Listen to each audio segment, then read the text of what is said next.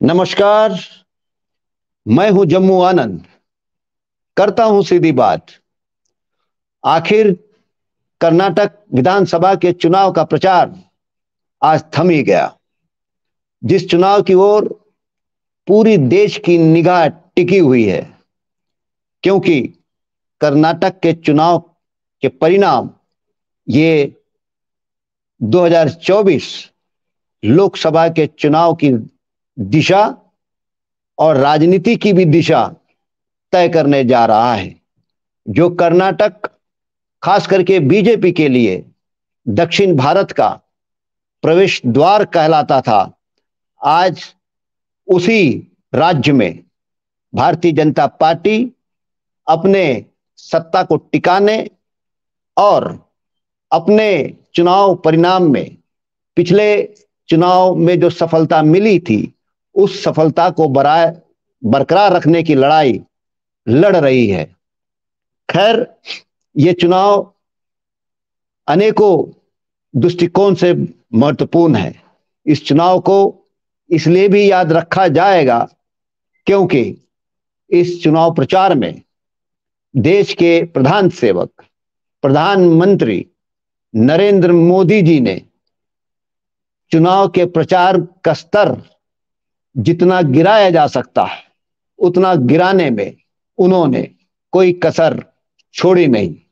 देश का प्रधानमंत्री अगर इस देश के सर्वोच्च न्यायालय के इशारों को नहीं समझना चाहता हो, इस देश का प्रधानमंत्री अगर सर्वोच्च न्यायालय द्वारा टिप्पणी जो की थी सर्वोच्च न्यायालय ने कि धर्म को राजनीति से मिलाकर इस देश के अंदर एक प्रकार से नफरत का माहौल बनाया गया है, इस ओर जो इशारा किया गया था, इसको भी देश का प्रधानमंत्री नजरअंदाज अगर करता है तो हमको और आपको ये समझ लेना चाहिए कि चुनाव को प्रभावित करने के लिए देश के प्रधान सेवक प्रधानमंत्री कितने निचले स्तर पर वो गिर गए हैं।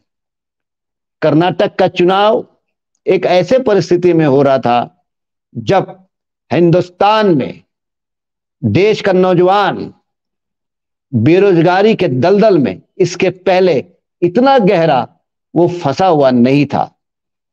देश में आजादी के बाद बेरोजगारी का दर इतना ऊंचा इसके पहले कभी नहीं था। इसलिए खास करके कर्नाटक, जिस कर्नाटक की राजधानी बेंगलोर, जिस बेंगलोर को आईटी सिटी के नाम से जाना जाता है, ऐसे राज्य के चुनाव में खास करके कर्नाटक के नौजवानों की निगाहें बड़े अपेक्षाओं के साथ प्रधानमंत्री की ओर टिकी हुई थी। वो ये उम्मीद कर रहे थे कि अगर चुनाव में सबसे बड़ा मुद्दा बेरोजगारी का है तो देश के प्रधानमंत्री कर्नाटक के बेरोजगार नौजवानों को क्या राहत देने जा रहे हैं। ये कितनी दुख की बात है हमारे और आपके लिए, एक देश होने के नाते, एक नागरिक समाज होने के नाते, देश का प्रधानमंत्री समाज में जो ज्वलंत समस्याएं हैं उन समस्याओं के प्रति एक शब्द नहीं बोलते हैं। उलट इस कर्नाटक के नौजवानों को उन्होंने फिर उस खाई में ढकेल दिया जो खाई सांप्रदायिकता और नफरत की खाई है। वो एक ऐसी खाई है जो धर्म के नाम पर लोगों के विवेक को खत्म कर देती है। हमें यह लग रहा था कि भारत जोड़ो की यात्रा के समय राहुल गांधी ने एक नारा दिया था। वो नारा ही नहीं था, एक फलसफा भी था कि नफरत के बाजार में वो मोहब्बत की दुकान खोलने का काम कर रहे हैं। नफरत के बाजार में मोहब्बत की दुकान खोलना चाहते थे राहुल गांधी। और आज जब कर्नाटक के चुनाव में बेरोजगारी का मुद्दा इतना बड़ा भयंकर स्वरूप ले चुका है तो देश के पंतप्रधान बेरोजगारी के बाजार में नौजवानों को रोजगार के जगह हनुमान चालीसा और जय हनुमान के नारे उनको थमा रहे हैं। यहां तक कि प्रधानमंत्री ने लोगों को आह्वान किया कि जैसे ही वोट डालें तो जय हनुमान का नारा लगाओ, जय बजरंग बली का नारा लगाओ।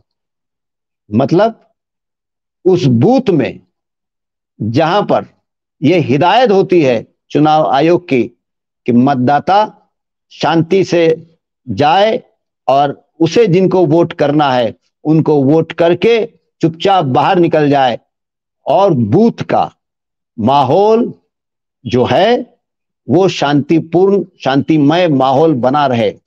लेकिन देश के प्रधानमंत्री ने चंद वोटों की खातिर कर्नाटक के मतदाताओं को यह कहा कि वोट डालने के बाद बजरंग बली के नारे लगाओ। मतलब इस देश के प्रधानमंत्री किस निचले स्तर पर पूरी देश की लोकशाही की प्रक्रिया को लेके जाना चाहते हैं, इसका अंदाजा हमको और आपको आ गया है। आखिर इस देश के नौजवानों के साथ अगर देश के प्रधानमंत्री हसीन मजाक और उनकी भावनाओं के साथ खिलवाड़ करना चाहते हैं, तब तो इस देश के नौजवानों को सोचना होगा कि आखिर उनके भविष्य के साथ क्या होने जा रहा है। फिर भी कर्नाटक में जिस तरीके से प्रधानमंत्री ने हनुमान को मुद्दा बनाया, कहीं ना कहीं कर्नाटक की जनता इन सारे बातों को सोच रही होगी। इस बात का भरोसा हमको इसलिए लगता है क्योंकि सी वोटर का आखिरी का जो ओपिनियन पोल अलग अलग चैनल दिखा रहे थे, उन चैनलों के सी वोटर का ओपिनियन पोल देखने के बाद निश्चित तौर पर यह कहा जा सकता है कि कर्नाटक की जनता इस वक्त बहुत विवेक से अपना काम कर रही है, बहुत विवेक से वो चुनाव में भाग ले रही है। और ये हनुमान हो, चाहे बजरंग बली की बात हो, बजरंग दल से हनुमान को जोड़ने की बात हो, कहीं पर भी कर्नाटक के आम मतदाता, खास करके हिंदू मतदाताओं के गले उतारने में देश के प्रधानमंत्री और देश के गृह मंत्री पूरी तरीके से असफल हो गए हैं। उम्मीद करते हैं कि कर्नाटक के चुनाव के परिणाम इस देश को एक नई दिशा देगी, एक नई उम्मीद की किरणें वो जगाएगी, ऐसा लगता है। आइए हम सब इस उम्मीद को बनाए रखें और 13 तारीख को देखते हैं क्या होगा।